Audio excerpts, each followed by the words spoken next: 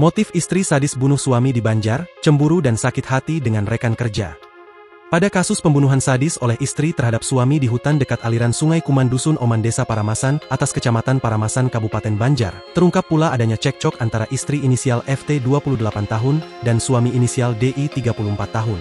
Selain ada pemukulan kepada istri dari korban ketika cekcok, juga ada perlakuan atau tindak kekerasan kepada anak pelaku yakni membuang anak ke sungai.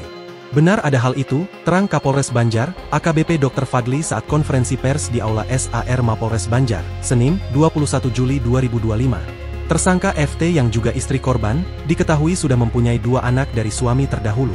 Janda 2 anak tersebut rupanya baru menikah dengan korban DI sekitar 2 bulan yang lalu. Karena baru, warga di Paramasan belum begitu kenal dengan korban yang diketahui meninggal dunia dengan cara yang sadis.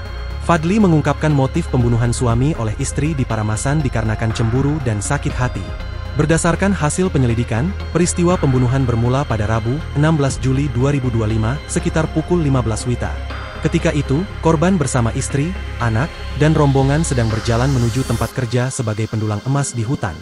Di tengah perjalanan, korban diduga marah-marah kepada istrinya karena cemburu terhadap rekan kerja dan saudara laki-laki istrinya. Keributan kemudian memuncak di tepi Sungai Kuman ketika korban memukul istrinya hingga terjatuh.